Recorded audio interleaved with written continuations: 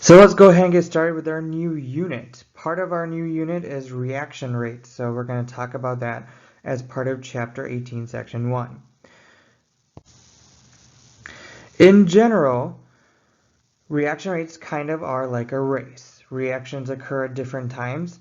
Obviously, the fastest reaction will occur first, and so if you're the fastest driver, you're going to get first place. So you need a lot of determination if you're racing, just like Iron Man in the second movie. In chemistry, though, we've seen an example of reaction rates with decay and nuclear chemistry. When uranium decays into its components in an alpha or gamma decay, it has a half-life, and that half-life is the time it takes for a sample of uranium to be half of that sample. And so half-life is a decay, and it's a rate of decay. And that rate tells us how long it will take to a sample of uranium to become half that sample. And so that is useful information when dealing with uranium. What is a rate overall, though? A rate is a measure of how much something changes. So changes within a specified amount of time. Two keywords, changes and specified amount of time. And we're dealing with chemicals here. So in chemistry, a rate is that of a chemical reaction.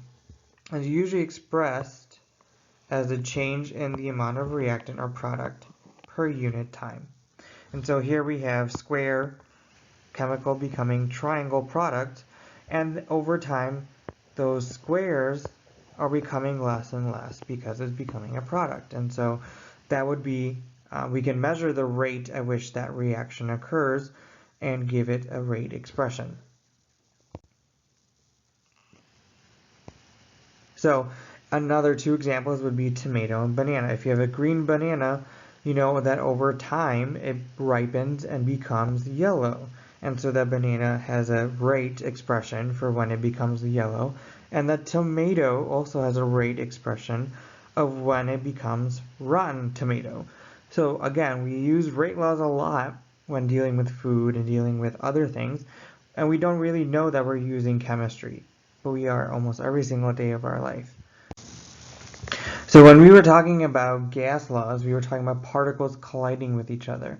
And that actually happens. So molecules and ions and single neutral atoms all collide with one another in space and around us to make new things, to make a reaction. So if a reaction were to occur, we would have to make a new compound. Something like this maybe. This is a new thing. And that new thing is made by collision. So if a positive ion and a negative ion collide within one another, we get an ionic compound. So that is how molecules and chemical reactions occur. It's through collisions. And that idea comes from this theory called collision theory, where a chemical reaction occurs when atoms, molecules, and/or ions collide and have enough kinetic energy to form new products. And that's the idea of collision theory, where things are colliding and they have enough kinetic energy to make a new product. And so with that, we have reactants turning into products, and this is a graphical way to show that. Reactants turn into products, and that requires energy. The energy in reactants comes from chemical potential energy, and we discussed that in the last unit, chemical potential energy.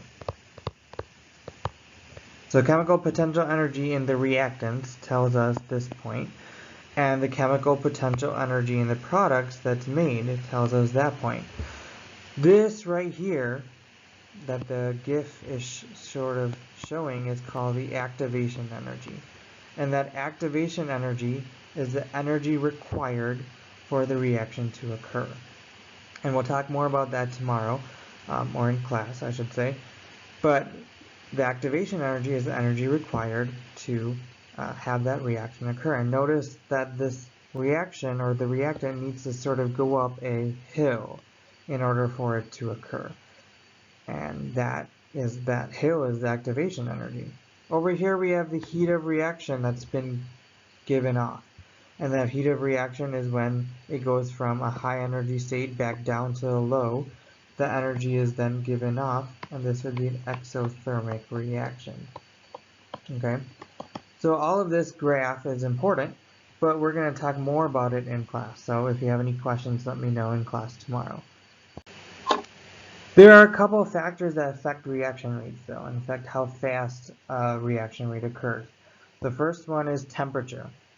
If you increase the temperature of something, the particles will move faster. When the particles move faster, like they do in Flash, when the particles move faster, they collide with each other more, like Flash is over here. So if they collide with each other more, there's more chemical reactions, and that changes the reaction rate.